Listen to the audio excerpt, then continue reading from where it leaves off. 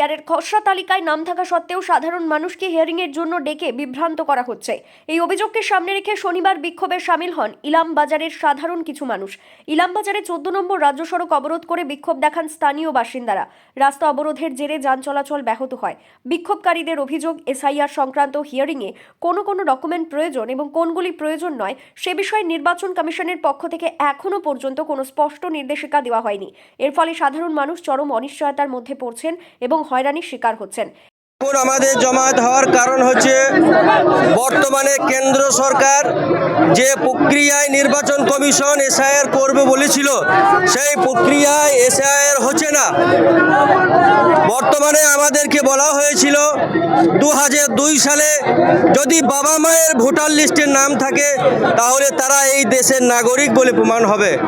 বর্তমানে কেন্দ্র সরকার, election commission এরা নিজের ইচ্ছা মতো যা কিছু তাই করে যাচ্ছে। অর্থাৎ এরা চাইছে প্রত্যেকটা জনগণকে, প্রত্যেকটা মানুষকে নাগরিকতা থেকে বঞ্চিত করার চেষ্টা করছে।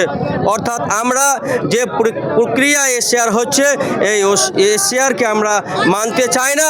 এর তীব্র প্রতিবাদ জানাই আমরা, এর তীব্র ধিক্কার জানাই আমরা। বর্তমানে আমরা চাই যে এসআইআর প্রতিটি গ্রামে গিয়ে আমাকে দাবি করা হচ্ছে যে আপনি আপনার পিতার যে 6 জন সন্তান আছেন, আপনারা 6 জন সন্তান নয়, আপনারা 7 জন সন্তানের দাবি করছেন। আমি এটা বলতে চাই নির্বাচন কমিশনকে, আপনি এর নির্বিঘ্নে তদন্ত করুন। তদন্ত করার পরে তারপরে সঠিকভাবে আমরা চাই যে প্রত্যেকটা গ্রামে গ্রামে গিয়ে তদন্ত করা হোক। এসআইআর এর জন্য আমরা কোনো লাইন বা কোনো হরতাল আমরা করব না। গ্রামে গ্রামে গিয়ে আমাদের নথি সংগ্রহ করা হোক, তাতে আমরা রাজি আছি। এছাড়া আমরা কোনোভাবেই আমরা রাজি নই। এই পরিস্থিতির প্রতিবাদে রাস্তা অবরোধ করেন তারা। বিক্ষোভকারীদের স্পষ্ট দাবি, যতক্ষণ না নির্বাচন কমিশনের পক্ষ থেকে এসআইআর এর পদ্ধতি এবং প্রয়োজনীয় নথি সংক্রান্ত বিষয়ে পরিষ্কার ও লিখিত নির্দেশ দেওয়া হচ্ছে, ততক্ষণ পর্যন্ত তারা রাস্তা অবরোধ করে বিক্ষোভ চালিয়ে যাবেন।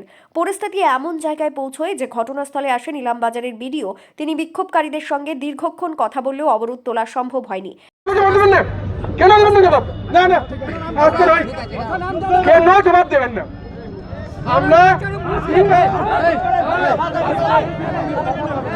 আমরা এর আগে একই প্রসেস আমরা দুবার একই প্রসেস আমরা দুবার 3বার করেছি, আবার দেখা হয়েছে। আমি শুধু এটুকু এনশিওর চাইছি, হতে চাইছি যে আজকে আমরা যে ডকুমেন্টস দিয়ে যাবো, হিয়ারিং আসবো না সবাই, ডকুমেন্টস দিয়ে যাবো, এনশিওর করতে হবে যে আর হেরেস করা হবে না।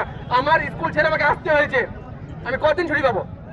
এরপরই ঘটনাস্থলে আসেন বোলপুরের অতিরিক্ত পুলিশ সুপার রানা মুখোপাধ্যায় সহ বিশাল পুলিশ বাহিনী এবং লাঠিচার্জ করে অবরোধ তুলে দেওয়া হয়।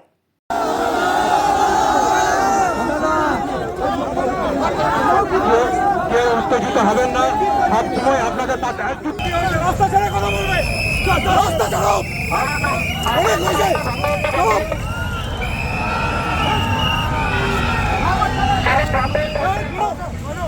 গাড়ি চালাও, চলো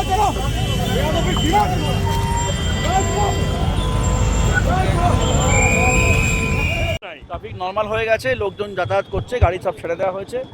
এখন আমাদের পরিস্থিতি শান্তই আছে এবং আমরা নিজেরা থেকে এখানে দাঁড়িয়ে থেকে ট্রাফিকটা ঠিক করে দিচ্ছি। কোনো সমস্যা নেই, কিচ্ছু করা হয়নি, কিচ্ছু হয়নি। ওরা আমাদের এখানে নর্মাল ট্রাফিকই মেনটেন করছি এবং আমাদের ট্রাফিক কিছুক্ষণের মধ্যে নর্মাল হয়ে যাবে, কোনো সমস্যা নেই।